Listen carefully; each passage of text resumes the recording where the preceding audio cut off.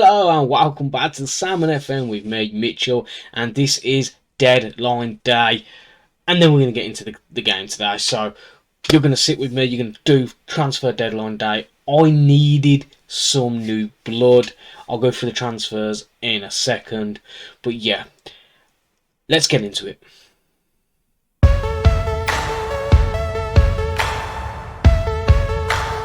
So over the course of January, we've made some movements. So first out the door, we have Javi Manquillo.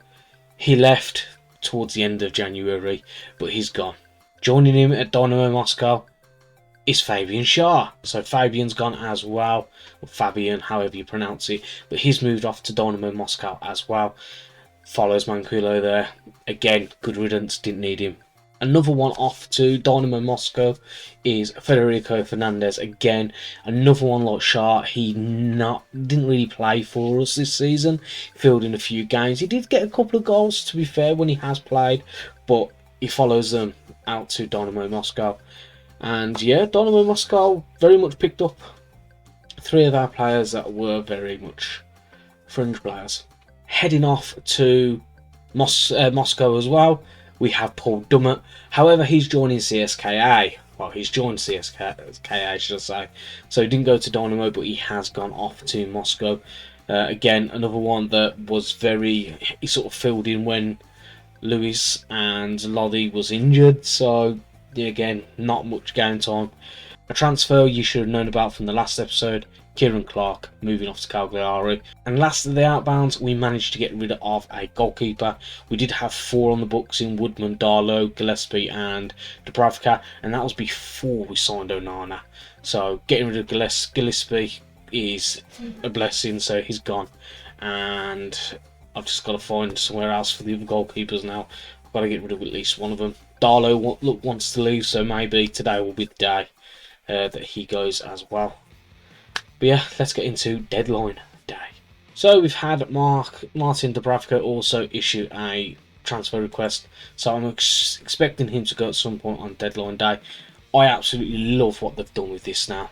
I think it's absolutely brilliant, the updates they've done to it. So I'll take my hat off to SI Games if I had one on.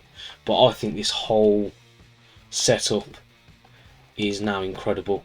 There's rumours all down here. There's agent offers all through. Brett Immobile, would I take him? Maybe. How much? I've got 7 million. Saying that, do you know what? I did actually make a signing and I absolutely love this signing. Let's just quickly go on to our transfer dealings in. So as you can see, I signed Belotti. He's free to pick up the following season. However, I had PSG, Man United and Arsenal sniffing around him, so I paid the 9 million quid to get him through the door in advance. And as you can see next to my head now, 3 games in the league and 5 goals. Need I say more? So yeah, I was absolutely buzzing to get him across. Brought in James Tarkowski, again, just to be a squad player. And we also brought in a new right back. More because Serginho Dest hasn't really been doing it for me. So I brought this lad. He's down as just a fullback and not a wonder kid, but he had a couple of the big clubs sniffing around him. So I don't think I'm going to personally do anything. So at this point, if I don't do anything, I'm now going to skip towards the end. Okay, so here we are in the last hour of the transfer window. And we've done no business. That's us done. Deadline day has finished, and I think what we're going to do is we're going to jump into the next game, which is an FA Cup game against the old enemies up here in the north. Newcastle versus Sunderland. So I'll see you in just a second. Right, before we get into today's action, quick look at the league table. As you can see, we are second.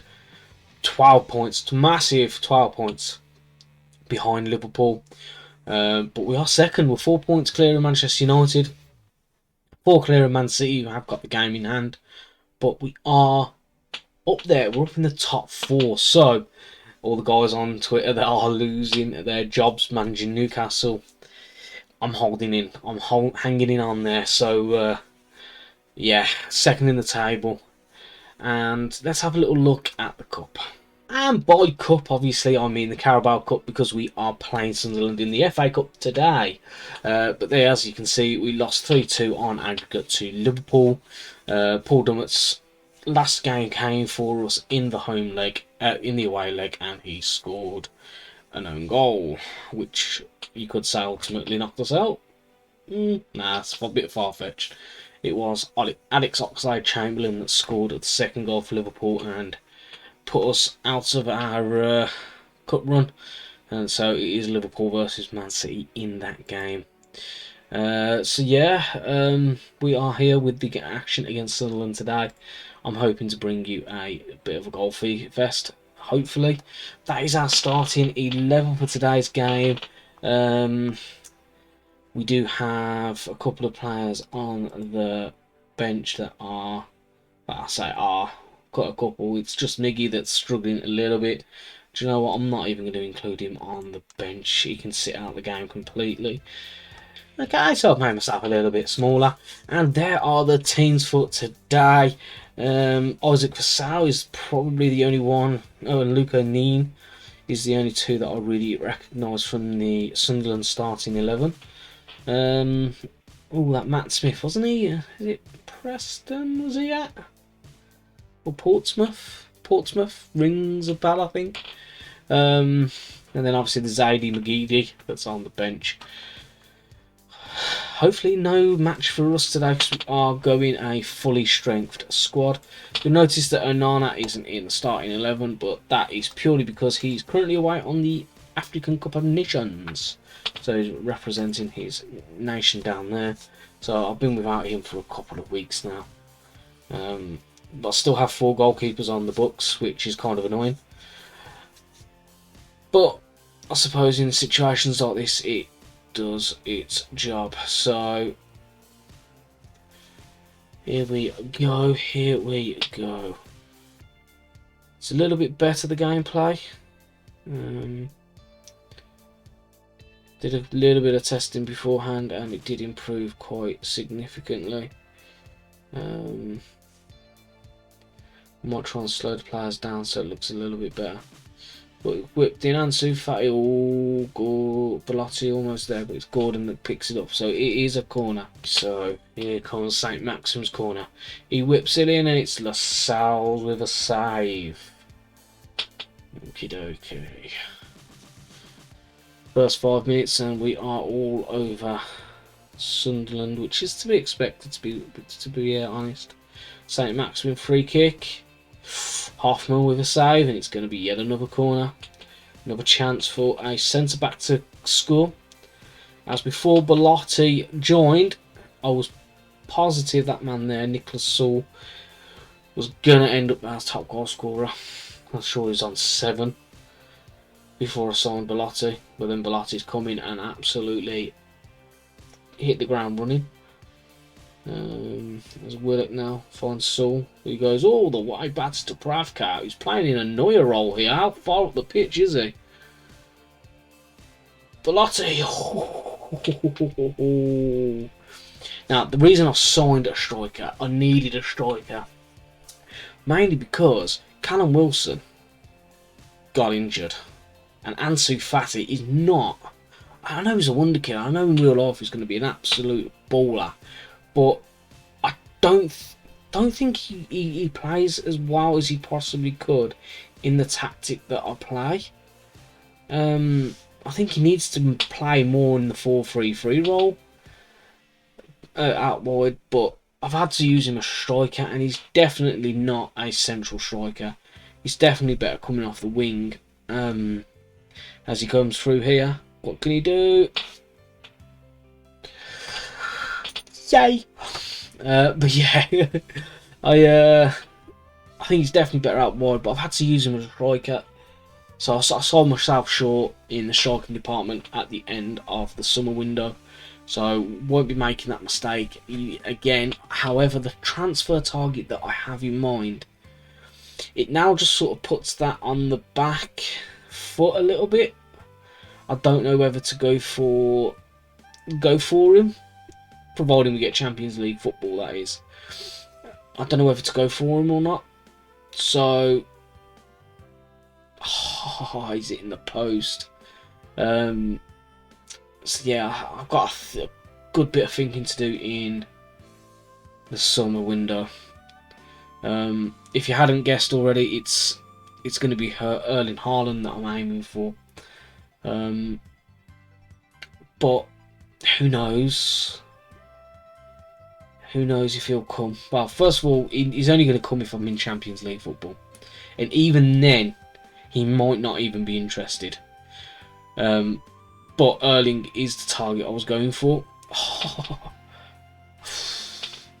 But the fact that I've actually signed an out-and-out number 9 now, it raises the question: do I need him?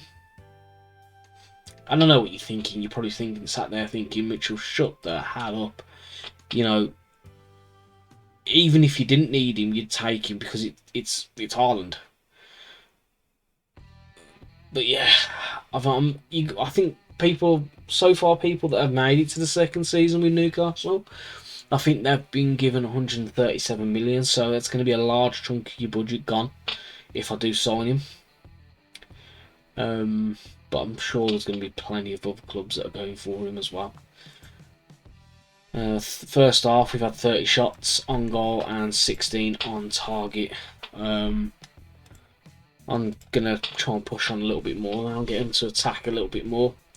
See if we can get a couple of goals just to put the game to bed. I'm going to take off Dest and bring on Cleven, the little Brazilian wonder boy.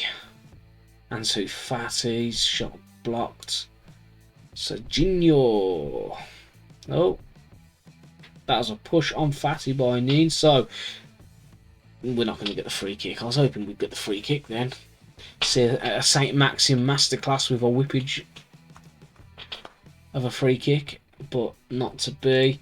I'm going to take Fati off as well. I think I'm going to bring on Ron Fraser. He's one of the players that I upset.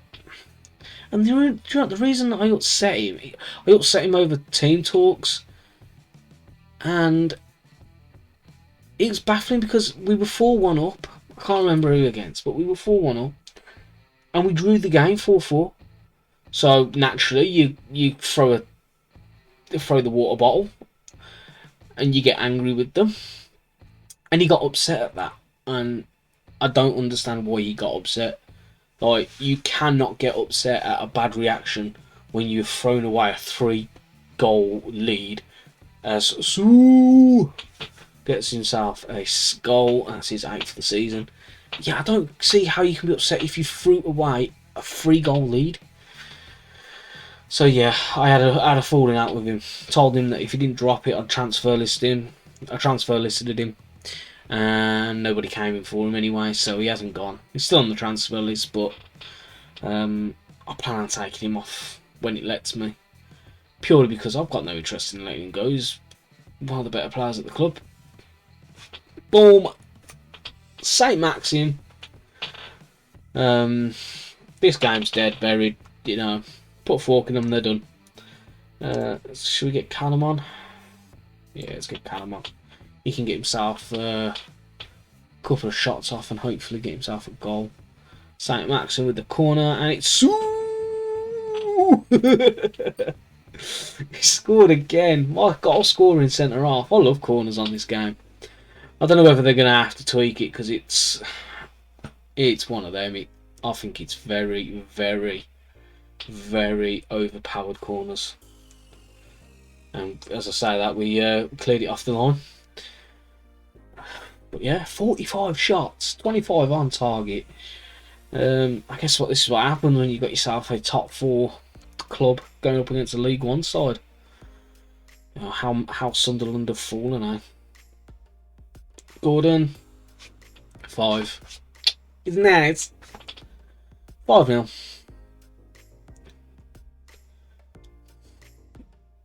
I'm loving the goal fest. I'm loving it. Referee puts Sunderland out of their misery as we go marching on into the next round of the Cup. Well done, lads. That was a very, very good win. And that is really and truthfully it from today's episode. I'm going to leave you that with a 5-star Newcastle triumph. Guys, I hope you've enjoyed it, and I will see you all again soon.